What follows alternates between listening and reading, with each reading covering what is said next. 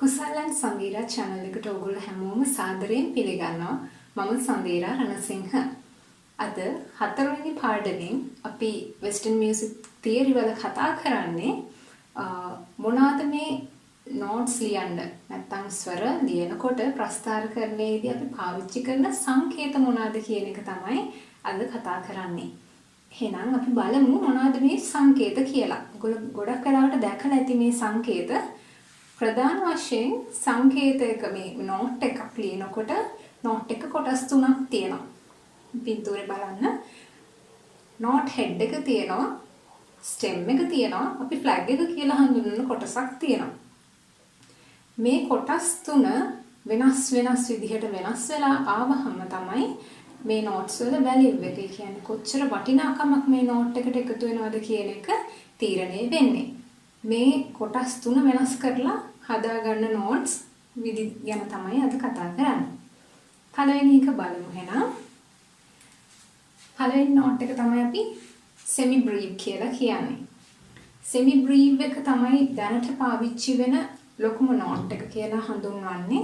ඒක මාත්‍රා 4ක වටිනාකමක් තියෙනවා මේ note එකට.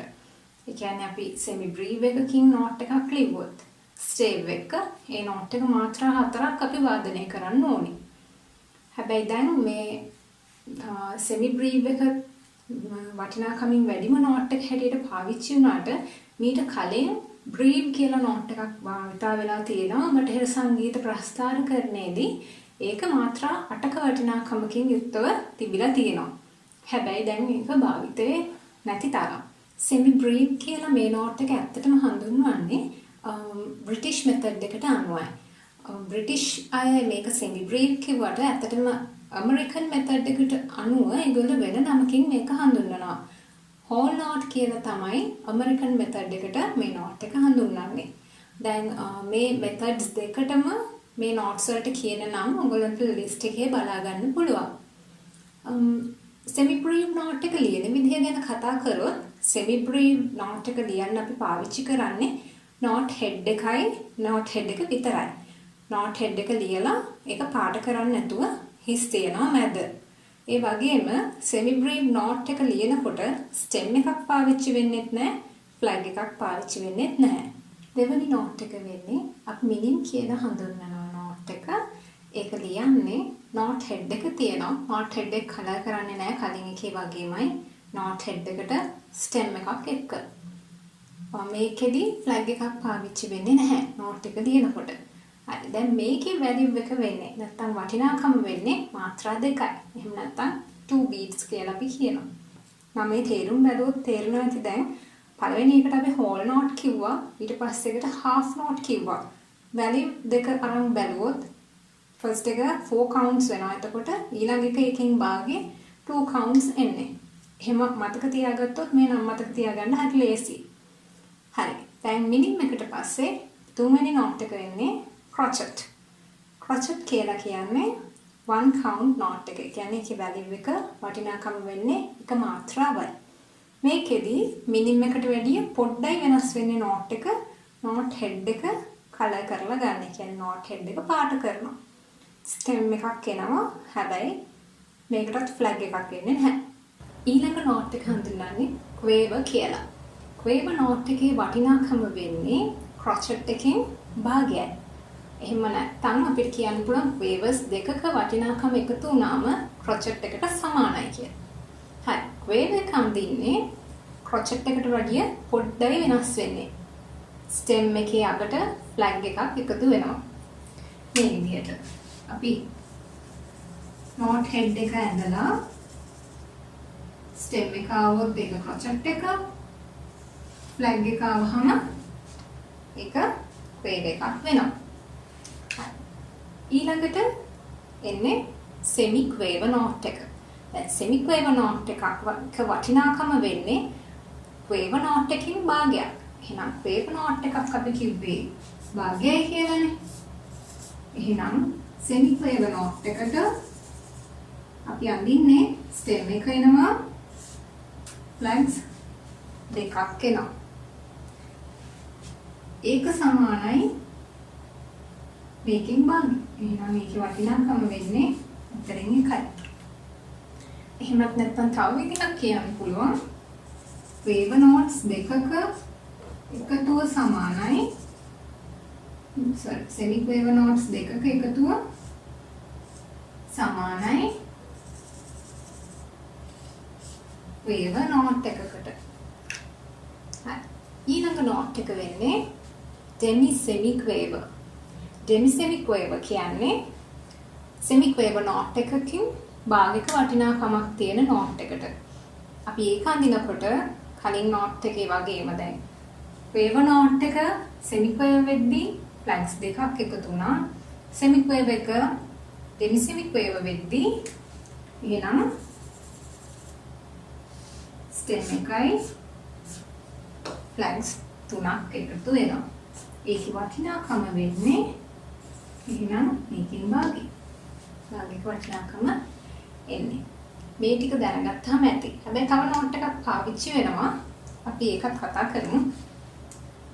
හෙමි ඩෙමි සෙමික් වේව.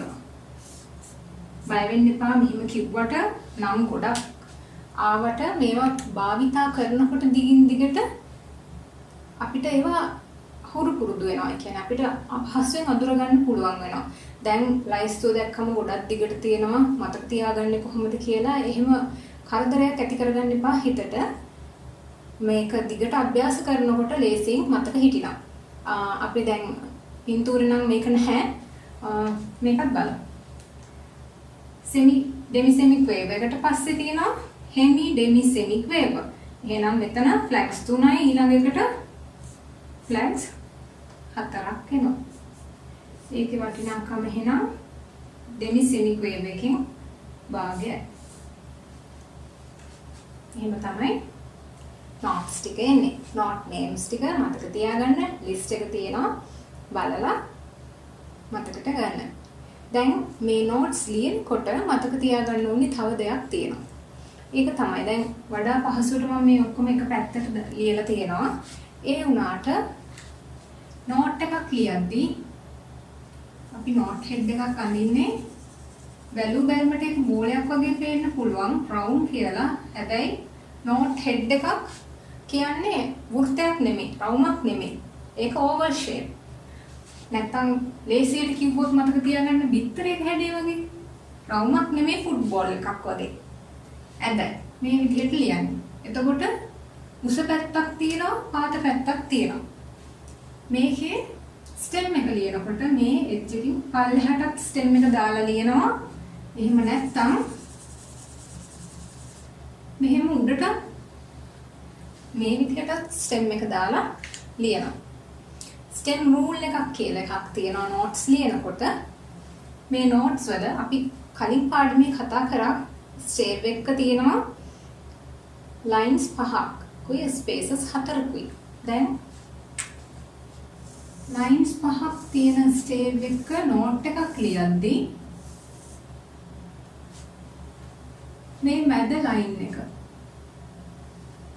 මැද ලයින් එකේ නෝට් එකක් ලියනවා නම් අපිට කැමති පැත්තකට ස්ටෙම් එක දාන්න පුළුවන්. පහළට දාලා ලියන්න පුළුවන්. එහෙම නැත්නම් උඩට දාලා ලියන්නත් පුළුවන්. හැබැයි මැද ලයින් එකකින් පල්ලෙහා ලිව්වොත් නෝට් එක අනිවාර්යෙන් අපි ස්ටෙම් එක ලියන්නේ දකුණු පැත්තෙන් උඩට. මතක තියාගන්න ලේසි විදිහක් කියන්නම්. පල්ලෙහා ලිව්වොත් මේ ලයින්ස් කැපෙන්න තමයි අපි ස්ටෙම් එක ලියන්නේ. උඩින් ලිව්වොත් මිඩල් ලයින් එකට කියන්නේ මේ තර්ඩ් ලයින් එකට. මේ තර්ඩ් ලයින් එකට උඩින් නෝට් එකක් ලිව්වොත් අපි ස්ටෙම් එක දාන්නේ වම් අත පැත්තෙන් පල්ලෙහාට. ඕකට තමයි ස්ටෙම් රූල් එක කියලා කියන්නේ. තව පොඩි කාරණා කීපයක් කියන්න තියෙනවා අද පාඩම ඉවර කරන්න කලින්. දැන් මම කලින් කිව්වා ස්ටෙම් රූල් එකේදී ස්ටෙම් රූල් එකට අනුව අපි මිඩල් ලයින් එකට උඩින් නෝට් එකක් ලිව්වොත් මේ වගේ අපි ස්ටෙම් එක දාන්නේ පල්ලෙහාට. මේ ලයින්ස් කැපෙන්න පල්ලෙහාට දාන්නේ. මිඩල් ලයින් එකට පල්ලෙහින් තිබ්බොත් ලයින්ස් කැපෙන්න උඩට අඳින්නේ ස්ටෙම් එක. දැන් මේ ස්ටෙම් එක අඳිනකොට ස්ටෙම් එකේ දිග දල වශයෙන් අපි මේ ස්පේසස් 3ක ප්‍රමාණයවත් අඳිනවා. දල වශයෙන් එක එහෙම අපි තියා ගන්නවා. දැන් මේ ට්‍රිපල් ක්ලෙෆ් එක දාලා තමයි මම සේව් එක ලියලා තියෙන්නේ. කලින් පාඩම් බලලා මතකයි නම් දැන් පොඩ්ඩක් අභ්‍යාස කරා නම් ඔයගොල්ලන්ට මතක ඇති. ස්ටෙම් ට්‍රිපල් ක්ලෙෆ් එකේ 4th ස්පේස් එකට එන්නේ E note එක. E note එක ලියලා තියෙන්නේ. එතකොට ස්පේස් ස්ටෙම් එක අරන් තියෙනවා ස්පේසස් 3ක දිගට පල්ලෙහාට. ෆස්ට් ලයින් එක ගාවින් ඉවර වෙලා තියෙන්නේ ස්ටෙම් එක. දැන් ඊළඟ note එක ඊළඟ ලයින් එකේ එන්නේ මෙයා E මේ note එක F. F එක ලියනකොට E එකට වැඩිය මේ ස්පේස් භාගික විතර දුරක්. මෙතන උඩට ඇවිල්ලා තියෙනවා. මෙතන ඉඳන් මේ note head එක. මේ gap එක පේනවනේ. අපි දැන් note head එකක් ලියනකොට මේ ස්පේස් එකේ ප්‍රමාණයටම අඳිනවා. චූටියට අඳින්නේ නැහැ. නිකන් මේ වගේ පොඩියට අඳින්නේ නැහැ. ස්පේස් එක මෙච්චරක් තියෙද්දි. එතකොට මේ ප්‍රමාණයට ඇඳපු note head එක ඊළඟ note එකට උඩට යනකොට ඒ ප්‍රමාණයම මෙතනින් උඩට ඉස්සිලා තියෙනවා. දැන් මේ වෙනසම එනවා stem එකට. ස්පේසස් 3 දුර මේ E note එකේ තිබ්බට මෙතන අපි F note එකට යනකොට ඒක first note එකේ අගට ගෙනල්ලා first line එකේ අගට join කරන්නේ නැහැ.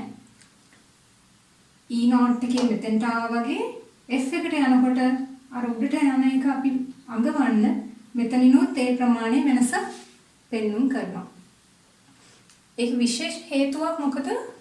අපි දැන් notation එකක් ලියන්නේ කවුරු හරි ගායකයෙකුට හරි වාදකයෙකුට හරි ඒක කියවලා වාදනය කරන්න හරි ගායනය කරන්න හරි. එතකොට sight reading කියනකොට ඒ බලාගෙන ඒ වෙලාවේ වාදනය හරි ගායනය හරි කරනකොට මේ ලියලා තියෙන විදිහ හඬ උස් පහත් වෙන එක සංකේතයෙන් පේන එක මේ note එකට වැඩිය මේක ඉහළයි කියන එක බැලුමට ටක් ගාලා අපිට හැට පේනවා. ඒක පැහැදිලිව තියෙන්න ඕනි notation ලියනකොට. මේ විදිහට ලියන එක ඒකට ලොකු උදව්වක් වෙනවා. බලපු ගමන් පේනවා මේ notes දෙකට වැඩිය පල්ලෙහින් මේ note එක තියෙන්නේ කියලා. E F මේක D note එක. මේ දෙන්න F notes දෙක. මේ notes වලට වැඩිය ගොඩක් පහළයි හඬින් මේ notes දෙක. ඒක චිත්‍රයක් වගේ අපිට හැඩයකින් පේනවා. හරි. stem එකේ දිග එහෙමයි නේ. මෙතන ස්පේස් එකේ ලිව්වහම ස්පේස් එකේ නෙමෙයි ලයින් එකේ ලිව්වහම ස්පේසස් 3ක දුරක් තරමට එන්න නම් මෙතනින් පල්ලෙහාට ඇවිල්ලා stem එක ඇඳලා තියෙනවා. තව කාරණයක් තමයි අපි quavers, semi-quavers, demi-semi-quavers අඳිනකොට flag එකක් දාලා තමයි notes ලිව්වේ. quaver එක මේ විදිහට flag එකක් දාලා ලිව්වා. ඒකත් stem rule එක වෙනස් වෙනකොට උඩට ලියනකොට මෙහෙම ඇවිල්ලා flag එක අර වගේම එන්නේ දකුණු අත පැත්තට එළියටයි අඳින්නේ. මේකත් දකුණු අත පැත්තට ඇඳි අපි මේ stem එක උඩට ආවත් අඳින්නේ flag එක දකුණු අත පැත්තට. එහෙම නැතුව මෙහෙම note එක ලියලා flag එක මේ අතට එහෙම දාන්නේ නැහැ. ඒක වැරදි. හරි. ඒ ටික තමයි මතක තියාගන්න ඕනේ. ඊට පස්සේ මේ flag එක එනකොට flags එන notes දෙකක් හෝ ඊට වැඩි ප්‍රමාණයක් එක ළඟ ලියනවා නම් ඒ flags එකක් හරි දෙකක් හරි මම මෙතන ලියලා තියෙන notes දෙක semi quaver notes දෙකක්. ඒ කියන්නේ note එකකට flags දෙක ගන්න එනවා. ඒ දෙක එකට join වෙනවා මේ විදිහට. මෙහෙම.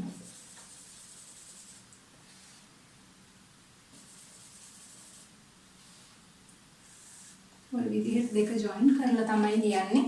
එක ළඟ එනවා. notes දෙකක් ආවත් තුනක් ආවත් ඔහොම එකතු වෙලා තමයි එන්නේ.